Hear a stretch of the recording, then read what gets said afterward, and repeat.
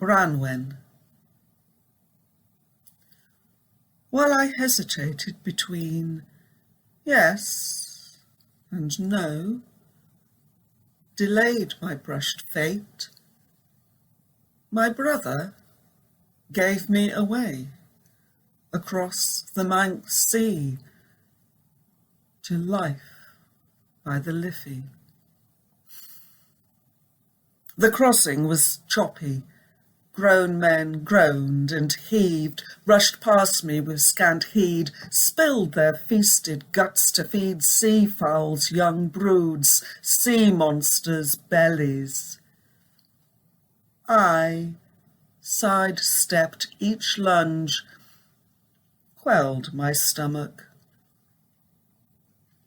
held my peace, an insignificant pawn pushed through her moves by manly royal hands, charged to stay afloat. A reluctant queen in a land I could barely understand, hearing their speech like reading runes in a polished mirror. Every day was a strange reflection of the seemingly familiar.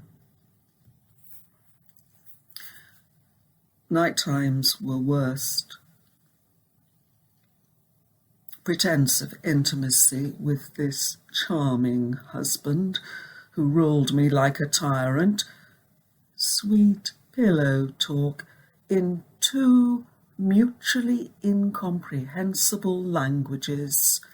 He all aglow with satisfied ardour, I mutely waiting for him to rise with the dawn and leave with his men, so I, his tongue-tied antagonist, could finally rest a while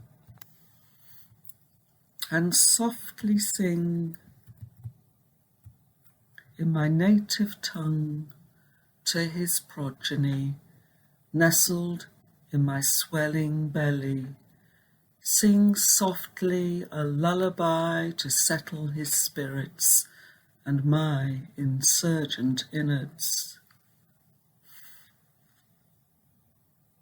They took my son from me as soon as he was birthed, dismissed me to the kitchens, cut out my tongue for fear I might scream my wrongs across the northern sea. The rest is her story. When women's tongues are silenced, they turn to nature or culture, depending on availability. Many-hued weaving, gold thread embroidery, knotwork basketry, or patiently teaching the starling to speak.